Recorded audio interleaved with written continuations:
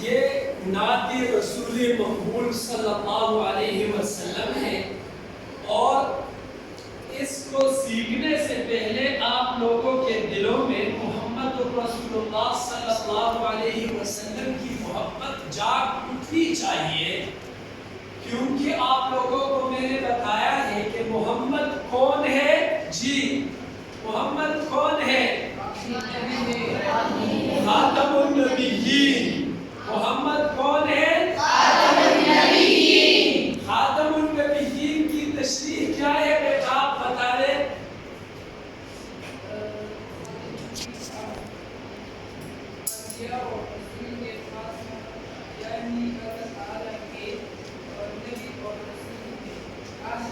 شاباش، تمام انبیاء اور رسولوں کا خاتمہ کرنے والا یعنی اللہ تعالیٰ کے آخری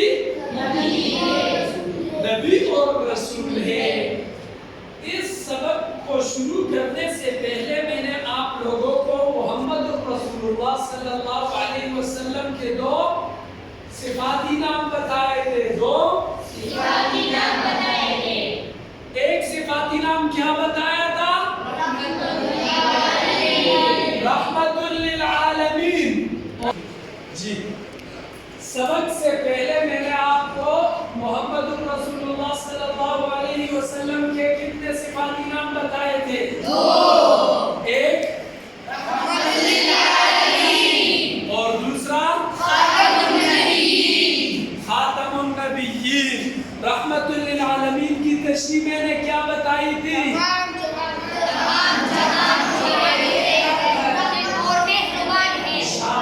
تمام جہانوں کے لیے رحمت اور مہربان۔ اور خاتم النبیین کی تشریح اس بچے نے بتائی، جس طرح کہ میں نے آپ کو بتایا تھا کہ تمام انبیاء اور رسولوں کا خاتمہ کرنے والا یعنی اللہ تعالیٰ کے سب سے آخری پیغمبر، رسول اور نبی ہے۔ شاباش، میرے پیچھے بولتے جائے۔ پیغمبر سے محبت کا تقاضا یہ ہے کہ نعت جب بھی آئے آپ اپنی زبانوں کو اور اپنی ہونٹوں کو ہلائے رکھیں، اپنے ہونٹوں کو ہلائے رکھیں۔ شاباش بیٹا۔ نبی دوسرے پیشوا بن کے آئے،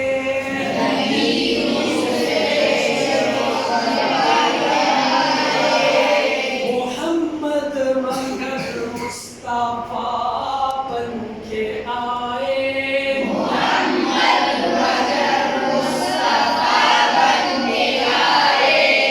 وہ مکہ کی سختی، وہ طائف کا منظر، وہ مکہ کی سختی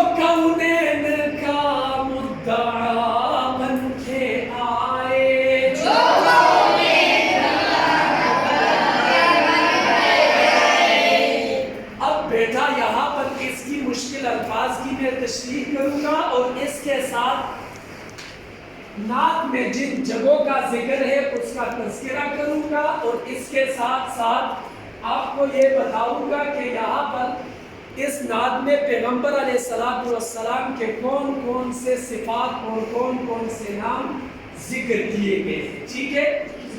اس نعت میں آپ لوگوں کو معلوم ہونا چاہیے کہ نبی دوسرے پیشوا بن کے آئے، بس